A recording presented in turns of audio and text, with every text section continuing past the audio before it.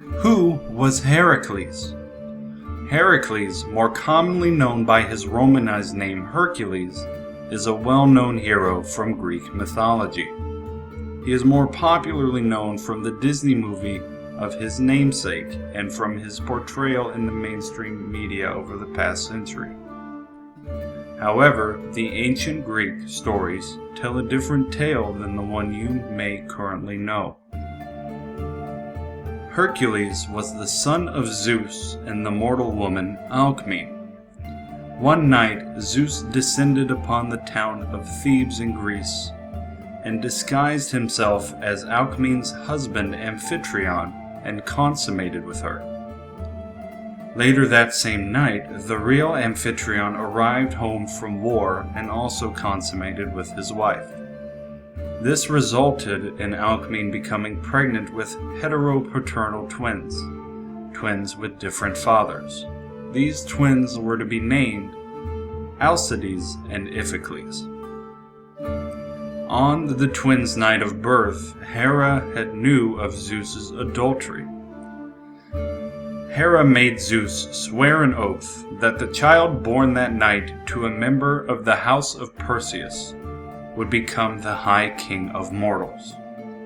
While Heracles was a descendant of Perseus, so was his cousin Eurystheus. Making Zeus swear this oath, Hera then descended to Alcmene's chamber and slowed the birth of her twins. She did this by forcing the goddess of childbirth, Ilithyia, to sit cross-legged, trapping the twins in the womb, causing Eurystheus to be born first, making him the High King of Mortals. After Eurystheus' birth, Alcmene's servant lied to Ilithyia, telling her she had already given birth. This caused the goddess to uncross her legs, allowing Alcmene to give birth to Alcides and Iphicles. After the children were born, Athena, the goddess of wisdom and the patroness of all heroes, took Alcides to Hera. But Hera did not recognize the child, and thus so nursed him out of pity.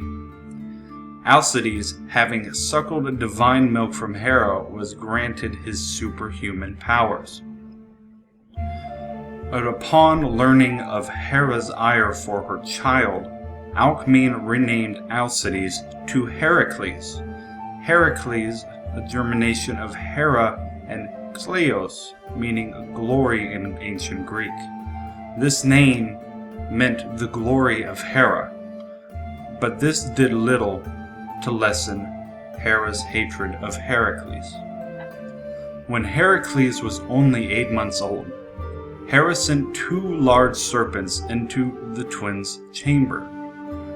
But Heracles grabbed a snake in each hand and strangled them to death, later being found playing and giggling with the snakes as if they were toys. Now, in Heracles' youth, he accidentally killed his music tutor with a lyre after being scolded for errors in his playing. Subsequently, Heracles was sent to tend cattle by his foster father Amphitryon. While tending the cattle, he was visited by the nymphs, Pleasure and Virtue. They offered him a choice of life, one being a simple and easy life, the other being a harsh but glorious life. Heracles, of course, chose the latter. After coming of age, Heracles married Megara, the daughter of King Creon. After siring children with Megara, and proving himself an unerring marksman with a bow and arrow, a champion wrestler and a possessor of superhuman strength, Heracles was driven mad by Hera. In this murderous frenzy, Heracles slaughtered his own children. And after Hera had left him and coming out of the madness, he was stricken by grief from what he had done. And to atone for his crimes, he was sentenced to perform a series of tasks or labors for his cousin Eurystheus, the king of Mycenae, resulting in the 12 labors of Heracles. In the course of his labors and afterwards, Heracles accomplished many amazing feats. He once forced the god Poseidon to give way in a battle. In another encounter, he wounded Ares, the god of war himself. And he also was told to have wrestled the great god Zeus, his father, to a draw. He even once temporarily relieved the Titan Atlas of the burden of holding up the heavens. Heracles is said to have rescued Prometheus from his eternal torment by Zeus for giving humans fire. He also became an Argonaut and aided the gods in their battle against the giants in the Gigantomachy.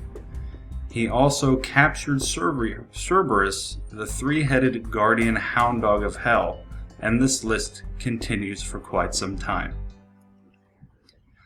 Later in Heracles' life, he had taken Deianira as his wife. While traveling, a centaur, Nessus, offered to carry his wife across the river while Heracles swam it. But Nessus was mischievous in his intent and tried to steal Deianira away. Infuriated by his action, Heracles shot Nessus with arrows drenched in the acidic blood of the Lernaean Hydra. In his last breath, Nessus gave Deianira his blood-soaked tunic, whispering to her it would excite the love of her husband. Now, years after, Deianira heard rumor that her husband Heracles was interested in another woman, and had the tunic sent to him, remembering the words of the centaur.